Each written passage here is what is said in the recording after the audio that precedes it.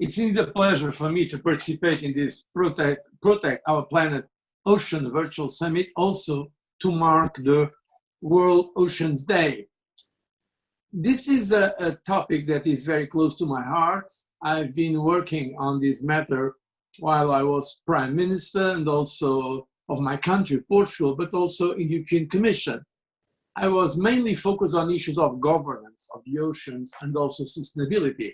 And so I would like to share some of these considerations with you today, namely from a political and policy-making perspective, focusing also on Europe, but not only on Europe.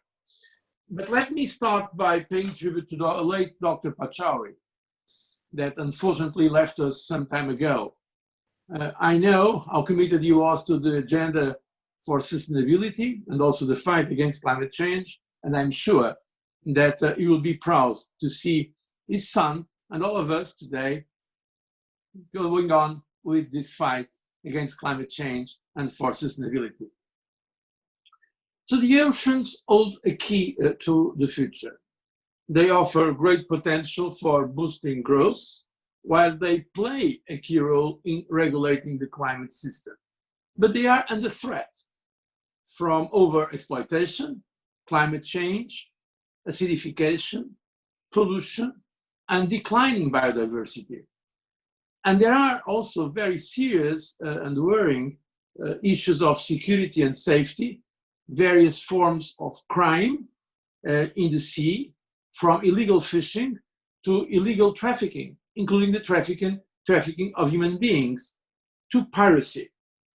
And there are also increased geopolitical tensions, namely because of attempts to assert territorial or maritime claims outside of the United Nations Convention on the Law of the Sea. So oceans are at the same time a space of opportunity and hope, but let's be frank, also they are a space of danger and also of anxiety, because they are critically important for the future of our planet, but we are not sure about the very future of the ocean. This future of the oceans and its stability will have a major impact on our planet that we call Earth, but in fact we could better call it water, since, as we know, 70% of our planet is indeed covered by water. Curiously, that is also more or less the part of water that a human being has when he's born. It's around 70% of water. And the issues that we are going to discuss in this summit, from the need to urgently reduce plastic pollution, to implement solutions for sustainable fishing and tourism, to address ocean acidification, to limit the sea level rise, all of those issues, of course, should be put under the framework of the United Nations guidelines, namely United Nations 230 Agenda for Sustainable Development and SDG Goal 14. That simply says, but that's very powerful at the same time, the goal is to conserve and sustainable use the oceans, sea, and marine resources. Now, as I said, I was very committed to the issue of governance, and in fact, in 2007, as President of the European Commission, I launched the European Integrated Maritime Policy. In fact, already in 2004, when I assumed office, I thought it would make sense to have a commissioner fully dedicated to maritime policy and not only to fisheries, as it was in the past, so that we could build also on the experience of countries in setting a maritime strategy and form a European policy in this field. In fact, as Prime Minister of Portugal, I also created the Portuguese maritime integrated policy at the government level. I'm very proud of the early leadership which the European Commission has shown in this increasingly important sector. And I'm also very motivated to see the ownership of our countries about this policy. And we are now seeing that they are really committed to it. Of course, not everything is perfect in Europe, not at all. But I think it's fair to say that the European Union has done a lot to push this agenda. not only the agenda of an integrated maritime policy, but also of blue growth. And in fact, it was after the European Commission document of 2007 that we were able, in the Limassol conference in 2012, to have an agreement of all the member states, not only on this integrated maritime policy, but also on the so-called blue growth that now is accepted and consolidated policy for the European Union. So in our document in 2007, we said that the seas are trade routes, climate regulator, source of food, energy and resources, and also a favorite site for citizens, residents, and recreation. And the Commission proposed an integrated maritime policy based on the European Union, based on the clear recognition that all matters related to Europe's oceans and seas are interlinked, and that sea-related policies must develop in a joined-up way if we are to reap the desired results. So the integrated maritime policy seeks to provide a coherent approach to maritime issues with increased coordination between different policy areas, namely the issue of combining, of course, sustainable growth with respect for the environment and the fight against climate change. The integrated maritime policy focuses on issues that do not fall under a single sector-based policy. For instance, blue growth, economic growth based on different maritime sectors, and also issues that require the coordination of different sectors and actors. For instance, marine knowledge. Specifically, it covers the following cross-cutting policies: blue growth, already mentioned, but also marine data and knowledge, maritime spatial planning, integrated maritime surveillance, and sea basin strategies. And it was also this integrated maritime policy that allowed afterwards the strategy of sustainable blue economy finance. And in fact, we established also with some private foundations a sustainable blue economy finance principles that was done in 2017. So I think we all agree that healthy oceans are essential for humankind as climate regulators, as a source of global food security, as a source of human health, and also as engine for economic growth. The OECD estimates that ocean-based industries constitute roughly 2.6 trillion euros in 2030, and that is the contribution of ocean economy to the global gross value-added economy. Oceans are also home to a rich and fragile biodiversity, still largely unexplored. Oceans produce half of the oxygen of the Earth's atmosphere. They absorb 25% of CO2 emissions. Many islands, including small island developing states and coastal countries, are dependent on marine resources and are vulnerable to the human actions that can put in question the conservation and sustainable use of the ocean. And we are also seeing naturally the increase of world population that will also increase the pressure on the ocean, also with increased competition for raw materials, food and water, and also increased illegal fishing, piracy, and marine pollution. And of course, that happens also with the threat of climate change. So all these reasons that I presented very, very quickly now are in fact a reason for an effective international ocean governance.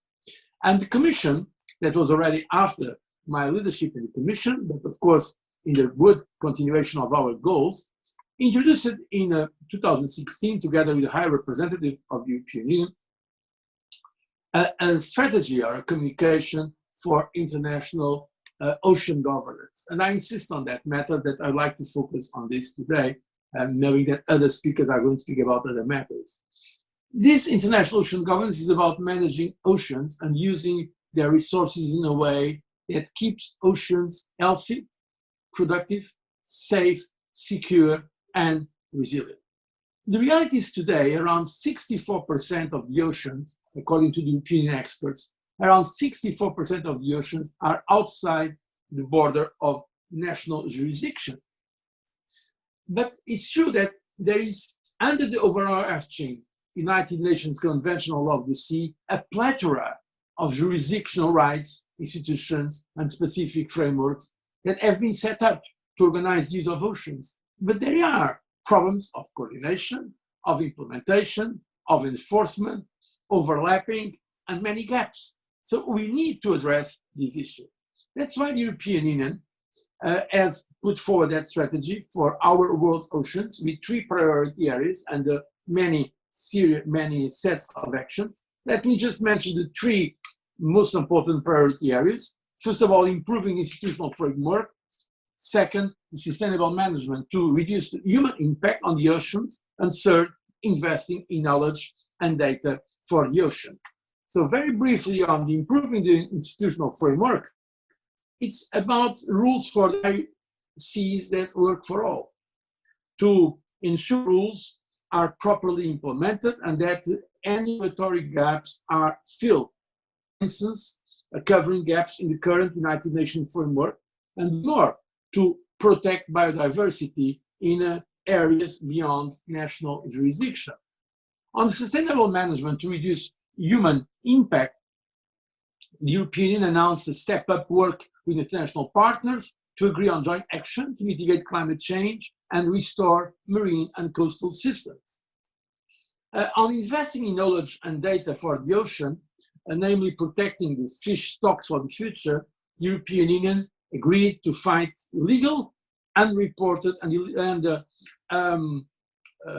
unreported fishing. And the European Union has already been applying both electronic tools to monitor vessels and also market mechanisms for traceability. And it is increasing the supervision of its fishing fleet abroad.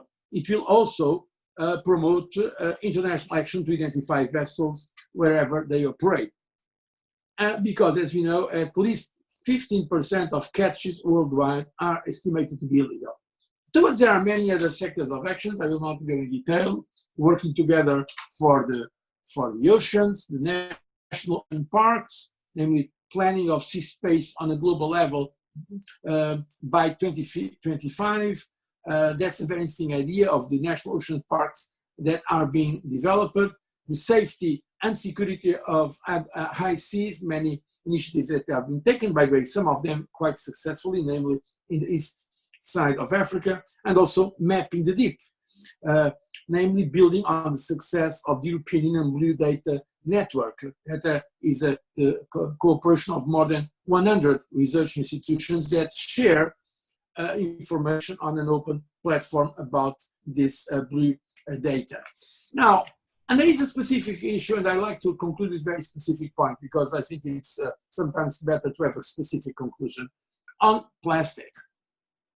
The European Union is now considering to have a European Union-wide plastic tax, also because being of own resource for the future of the financial perspective, the European Union budget for the next 7 years. There is a discussion that's not yet agreed, but I think it's time for the European Union to agree on that tax on plastic. And then I just want to share with you something I've read recently. It's a book about sea power, so about geopolitics, by a retired American admiral, James Stavridis, a brilliant, let's say, military commander. He was Supreme Allied Commander of Global Operations at NATO. But let me share with you what he said. He found out in 1981 when he was living 5 years at sea on a destroyer, an aircraft career, and he came to the Fletcher School of Law and Diplomacy. He said the following, and it was very candidly. Beginning with, and now I quote, beginning with my graduation from Annapolis, where we never studied or thought about the environment in any of my classes, this was 1981, I reported to my ships and blissfully watched our engineers pump dirty bulk water full of black oil over the side with impunity. We had dumped completely uninspected garbage into the oceans within visual distance of the coasts. And we have filled the oceans with plastic, toxins, medical waste, slightly radioactive materials, and all manner of utterly unsafe products. I certainly did think of myself as a global lawbreaker. Everything I just mentioned was normal underway operations. If I thought about it at all, I would have reflected that the oceans are a huge place. They seem to be able to regenerate themselves. And nothing we were doing was anything other than the way we always did it. End of quote. So today, Admiral Stavridis, I want to make it clear, is an advocate against climate change and for sustainability, but it shows what was the mentality in 81 and what is still the mentality today in some sectors. So I think if we want to make a concrete progress, namely the Union, we should now fight this plastic pollution, and not only plastic pollution, and give concrete examples that we can, in practical terms, achieve some results while we keep in mind, of course, our overarching goals. I thank you very much for your attention, and I wish all success to this summit.